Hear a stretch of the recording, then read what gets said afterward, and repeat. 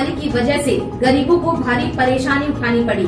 अगर मजदूरों की बात करें तो अलग अलग प्रदेशों में जनपद के मजदूर काम करके अपना पेट भरते थे, लेकिन जब से चीन से वायरस फैला है तब से मजदूरों की नींद हराम है।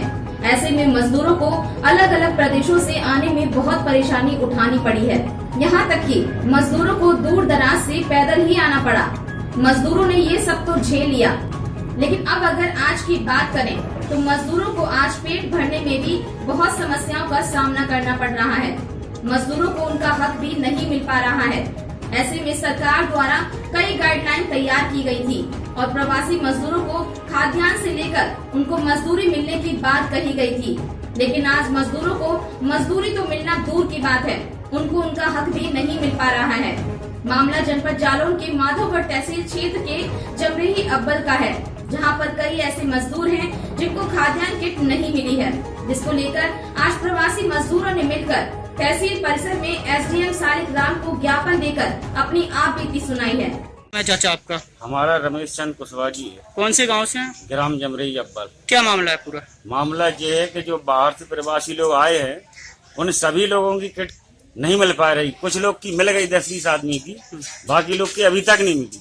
क्या प्रधान और लेखपाल के द्वारा लिस्ट नहीं बनाई गई थी? इतने नाम कैसे छूट गए थे? आपने बताया नहीं था उनको? ग्राम मित्र ने लिस्ट बनाई थी, तो ग्राम मित्र से पूछा कि लिस्ट कहाँ है, बोले हमने ग्राम सेवक को दी। ग्राम सेवक बोलता है हमने लेखपाल को दी। तो अभी तक ये मालूम नहीं चला लिस्ट गई तो गई कहाँ। अच्छा, अभी आपने उप जिलाधिकारी को ज्ञापन सौंपा, क्या आश्वासन मिला उधर से? अभी तो कुछ नहीं मिला, अभी सौंप दिया है। अब 1-2 दिन में जो कुछ परिणाम निकलेगा उस पर हम लोग। क्या नाम है तुम्हारा? योगेश कुमार। कौन से गांव से हो? ग्राम जमरेही। कहाँ रह रहे थे पिछले दिनों? आंध्र प्रदेश। किससे आए आप? घर तक किससे पहुँचे हैं? घर प्राइवेट वाहन करके आना पड़ा है, क्योंकि सरकार द्वारा मुझे कोई हेल्प नहीं की गई।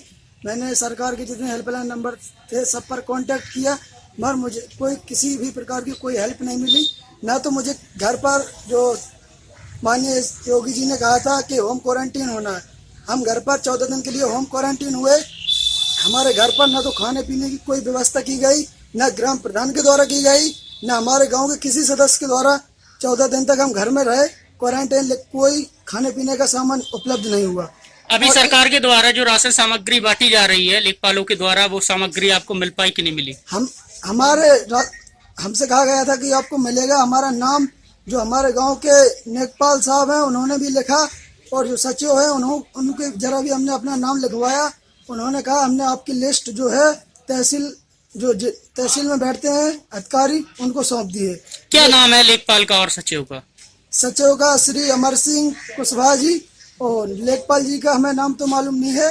नहीं, सचिव का नाम है। अभी आपने उप जिला अधिकारी को ज्ञापन दिया, क्या आश्वासन मिला उधर से?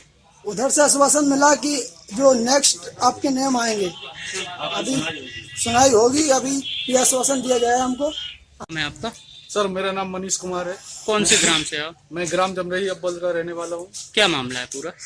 मामला कुछ नहीं है सर जी, जो भी ये राशन किट सामग्री बांटी गई है न तो हमारे गांव में किसी को मिली है, और जो लिस्ट भी ग्राम सचिव को पेश की थी उसमें भी कोई नाम नहीं है। ऐसे कितने लोग हैं जिन्हें अभी राशन सामग्री नहीं मिल कम से पाई? कम हमारे गांव में ऐसे 100 लोग होंगे जिसे अभी कोई राशन सामग्री नहीं मिली। कहाँ रह रहे थे ये लोग? कहाँ रह रहे थे? अलग अलग प्रदेशों में रह रहे थे या फिर यहीं कहीं अपने ही प्रदेश में रह रहे थे? नहीं सर, सभी लोग अलग अलग प्रदेश में रहे। कोई महाराष्ट्र में था, कोई गुजरात में था, कोई आंध्र प्रदेश में था, कोई पंजाब में था, कोई हरियाणा में था। क्या सरकार के द्वारा इतनी पहले चलाए गए क्वारंटाइन में रहने के लिए राशन किट सामग्री सब कुछ मिलने को कहा गया है, आप लोगों को कुछ उपलब्ध नहीं कराया गया? जी सर, मुझे कुछ भी उपलब्ध नहीं हुआ। हम लोग क्वारंटीन भी रहे, होम क्वारंटीन 14 दिन रहे, किसी ने कुछ भी नहीं मिला, आज दिन तक नहीं मिला। ठीक।